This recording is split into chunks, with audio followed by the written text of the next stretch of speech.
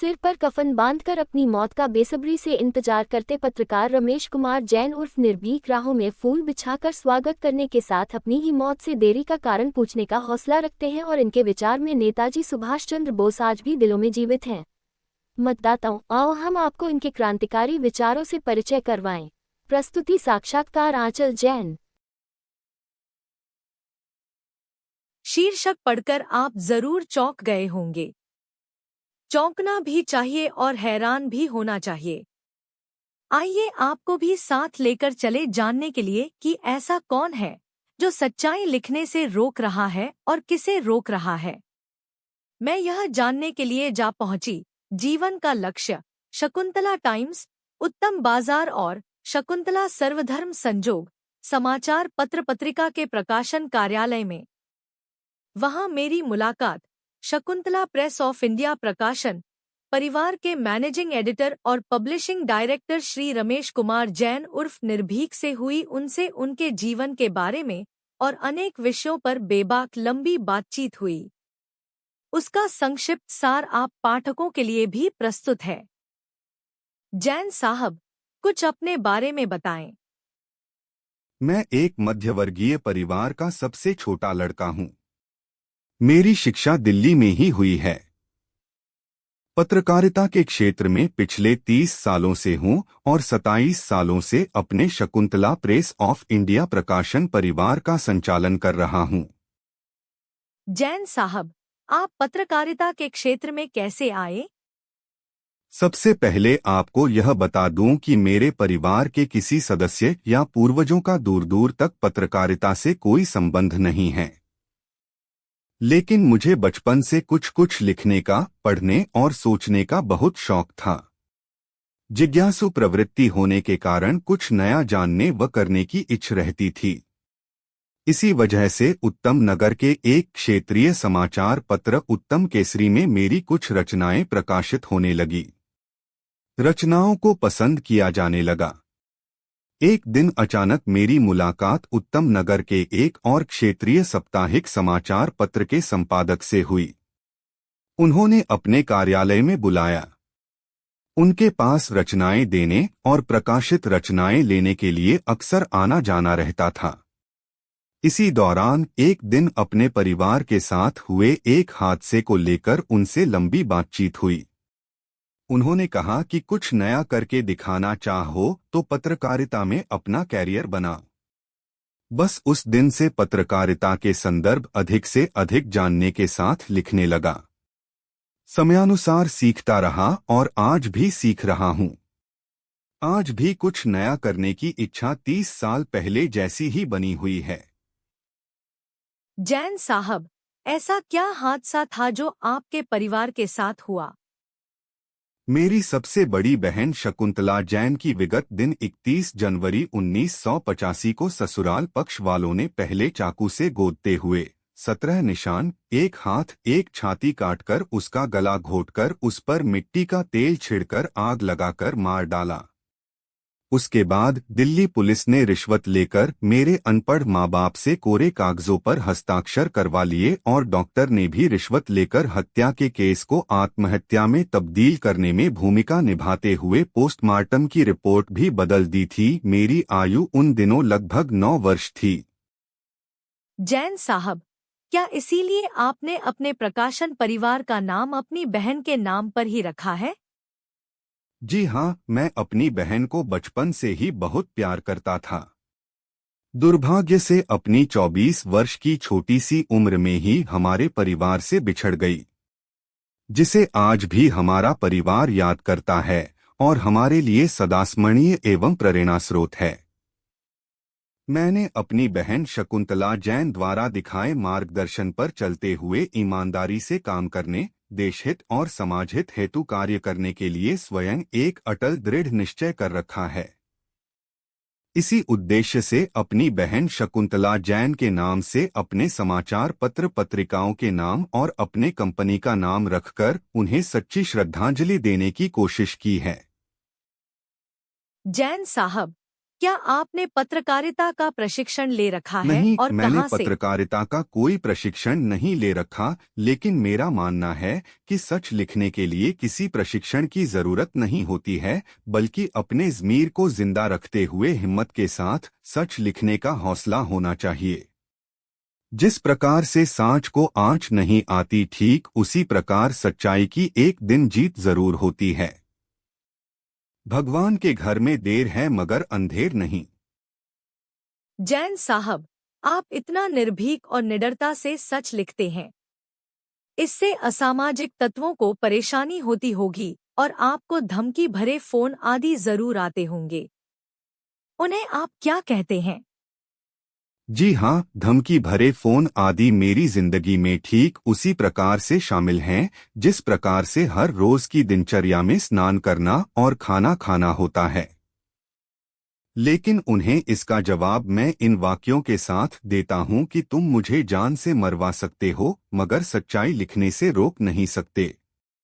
मैंने उस दिन सिर पर कफन बांध लिया था जिस दिन 2 पैसे की कलम उठाकर लिखने का निर्णय लिया था, और तुम्हें मुझे ढूंढने की भी कोई आवश्यकता नहीं है, बल्कि सच्चाई के लिखने से हमारे खबर है हमें जान के हमारी लोग दुश्मन बने बैठे हैं।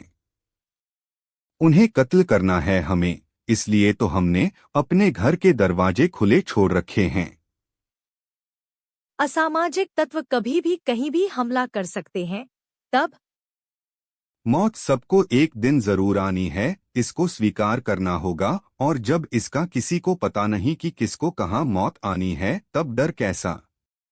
इस संदर्भ में इतना कहना है कि खबर नहीं न जाने किधर से एक गोली आएगी, मिट्टी शरीर को अपने साथ वहां लेकर जाएगी, जहां सिर्फ मेरे कर्मों का मूल्यांकन होगा, न ईमानदारी होगी, न मेरे साथ मेरी कमाई की दौलत होगी। और अपनी मौत का बेसब्री से इंतजार करते हुए कहना है कि आज जब मेरी मौत ने मुझसे पूछा कि मैं आऊंगी तो स्वागत करोगे कैसे। मैंने कहा राहों में फूल बिछा दूंगा, और पूछूंगा आने में देर इतनी करी कैसे। जैन साहब, क्या आपको किसी समाचार के लिए असामाजिक तत्वों ने कभी खरीदने की कोशिश भी की? जी हाँ, बहुत बार। लेकिन उनको मेरा एक ही जवाब होता है कि मरना मंजूर है, बिकना मंजूर नहीं। टूटना मंजूर है, झुकना मंजूर नहीं। जैन साहब, आप पत्रकारिता के क्षेत्र में किन-किन को आदर्श मानते हैं? पत्रकारिता क्षेत्र के वैसे तो अनेकों नाम है, लेकिन उनमें प्रमुख नाम स्वर्गीय श्री सुरेंद्र प्रताप सिंह, आज तक वाले शहीद शिरोमणि लाला जगत नारायण एवं अमर शहीद रमेश चंद्र जी और श्री अश्वनी कुमार जी, पंजाब केसरी वाले को आदर्श मानता हूँ। जैन साहब, आप किस किस कवि कवयित्री को पढ़ना पसंद करते हैं? स्वर्गीय विजय निर्बाध, हास्य कवि श्री सुरेंद्र शर्मा और अशोक चक्रधर को। वैसे अनेक लेखकों को भी पढ़ा है और नए लेखकों को भी बहुत पढ़ता हूँ, क्योंकि नए जमाने के अनुसार कुछ लेखक भी अच्छा प्रयास कर रहे हैं। जैन साहब, पिछले गत दिनों आपके 2-3 लेख उपनाम सिरफिरा के नाम से पढ़े। क्या आपने संजय दत्त द्वारा अभिनीत फिल्म सिरफिरा से प्रभावित होकर अपना नाम सिरफिरा पत्रकारिता क्षेत्र के लिए रखा है? नहीं, ऐसा नहीं है। मेरे एक मित्र प्रसिद्ध चित्रकार श्री अश्वनी कुमार पृथ्वीवासी का कहना है कि जब उस भगवान ने इंसान बनाने में फर्क नहीं किया, सबको 2 हाथ, 2 आँखें, 2 पैर और 1 मुंह आदि दिया है, तब हम कौन होते हैं फर्क करने वाले कि तू हिंदू, तू मुस्लिम, तू सिख और तू ईसाई है, या तू उस धर्म का है और तू उस धर्म का। बल्कि तू हम सब पृथ्वी के एक ही वासी और सबसे पहले एक इंसान हैं। उनकी बातों से प्रभावित होकर खुद का आकलन किया, तब महसूस हुआ कि शायद कुछ लोग मेरे सरनेम से धर्म का अंदाजा लगाकर अपनी समस्या से अवगत कराने या मेरी मदद लेने से कतराते हैं।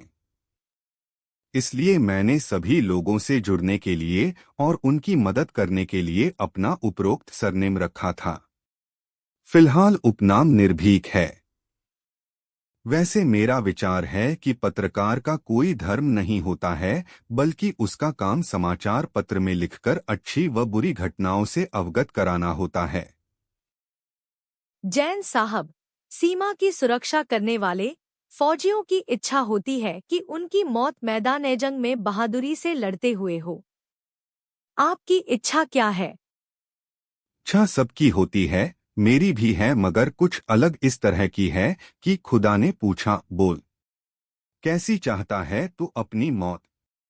दुश्मन की भी आंखें छलक आए, ऐसी चाहता हूँ अपनी मौत, और मेरे अपने व चाहने वाले को मेरी मौत की खबर न हो और उनकी आंखों से आंसू भी न टपके, ऐसा भगवान से अनुरोध करते हुए कहना है कि उन्हें मेरी मौत की खबर भी नहीं, जबकि सभी लोग दफनाकर आ चुके हैं। ऐ मेरे खुदा, मेरे लिए 2 आंसू लेकर आने वालों और मेरे जनाजे में शामिल होने वालों या शोक व्यक्त करने वालों की आंखों से कभी आंसू न टपके। जैन साहब, मैंने आपके बारे में जितना भी पढ़ा और सुना है उससे यह निष्कर्ष निकला है कि आप दूसरों की मदद और भलाई करने में हमेशा तत्पर रहते हैं। इतना समय कहाँ से मिलता या निकालते हैं? साधारण से शब्दों में बस इतना ही कहूंगा कि सेकंड सेकंड बचाकर मिनट बनाता हूँ, मिनट मिनट बचाकर घंटा बनाता हूँ, घंटा घंटा बचाकर एक दिन बनाता हूँ, उस दिन को दूसरों की भलाई में लगाता हूँ। जैन साहब, आज व्यक्तियों की नैतिकता में जिस प्रकार से गिरावट आ रही है उस संदर्भ में क्या कहना चाहेंगे? बस इतना ही कहूंगा कि मंदिर, मस्जिद, चर्च, गुरुद्वारों में बंट गया है आज इंसान। जिसमें इंसानियत है बची, वही तो है आज इंसान। जैन साहब, आपको अपने समाचार पत्र पत्रिकाओं के लिए अगर संवाददाता चाहिए होंगे तब उनमें किस प्रकार की काबिलियत, योग्यता को प्राथमिकता देंगे?